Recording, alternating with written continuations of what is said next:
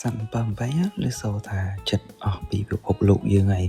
ញ្ចឹងខ្ញុំឃើញវីដេអូខ្លះគាត់បានទៅស្រាវជ្រាវនៅស្រុកខ្មែរយើង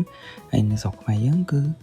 នៅមានសត្វ7 8ឡើយខ្ញុំសង្ឃឹមថានៅថ្ងៃខាងមុខទោះបីជាគេស្រាវជ្រាវថាអញ្ចឹងក៏ដោយក៏ស្រុកខ្មែរយើងនៅមានដែរដើម្បីជួយទៅជាទេសចរកន្លែងទេសចរផ្សេងៗបាន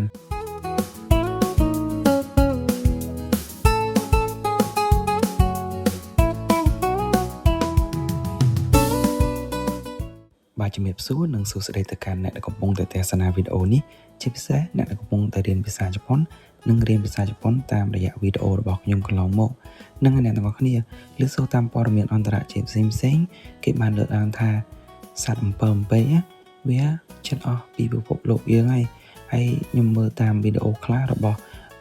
អ្នកដែលធ្វើវីដេអូផ្សេងៗរបស់ខ្មែរយើងគាត់ទៅតាមខេត្តទៅក្នុងព្រៃអីអញ្ចឹងគាត់ក៏បាននៅឃើញមានសត្វ7 8ដដែលអញ្ចឹងខ្ញុំសង្ឃឹមថាថ្ងៃអនាគតទោះបីជាទីកន្លែងណាអត់មានក៏ដោយនៅតែប្រទេសកម្ពុជាយើងនៅតែមានសត្វ7 8នេះដើម្បីទាក់ទាញភ្ញៀវទេសចរក៏ដូចជាបង្កើតនៅតំបន់អេកូទេសចរផ្សេងៗដែលនៅពេលរាត្រីយើងអាចមើលសត្វ7 8អីបានអញ្ចឹងណាជាកន្លែងតែមួយគត់នៅប្រទេសកម្ពុជាឬក៏កន្លែងមានតែនៅកម្ពុជាទេតែមានអញ្ចឹងណាហ្នឹងហើយសង្ឃឹមថាវាបង្កើតជាទេសចរអីផ្សេងៗនៅក្នុងប្រទេសកម្ពុជាយើងហ្នឹងហើយអ្នកទាំងអស់គ្នាតើសត្វ7 8ជាភាសាជប៉ុនថាម៉េចអ្នកទាំងអស់គ្នាជាភាសាជប៉ុនគឺយើងហៅថា Hotaru ហ្នឹងហើយអ្នកទាំងអស់គ្នាសង្ឃឹមថាអ្នកទាំងអស់គ្នាអាចចាំពាក្យនេះបាន Hotaru បន្ទាប់មកដល់វគ្គសត្វដែលមានអំណាចឫទ្ធានឹងហើយជាប្រភេទសត្វធំមកដែរហើយសត្វនេះងាយឃើញនៅតាមប្រទេសផ្សេងៗបានឃើញខ្ញុំចំណាំបានថាខ្ញុំដូចធ្លាប់ឃើញដែរសត្វហ្នឹងហើយអ្នកទាំងអស់គ្នាគឺសត្វឥន្ទ្រីថ្ងៃនេះយើងរៀនពាក្យថ្មីហើយសូម្បីតែខ្ញុំក៏រៀនពាក្យថ្មីដែរហើយក៏ខ្ញុំស្រាវជ្រាវពីវាដែរពាក្យថាឥន្ទ្រីគឺ washi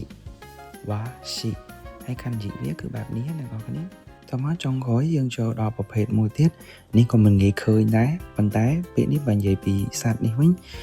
អ្នកណាក៏ស្គាល់ដែរជាភាសាខ្មែរសត្វទីទុយអឺតអីហ្នឹងអ្នកនរគ្នាអានឹងពាក្យចិន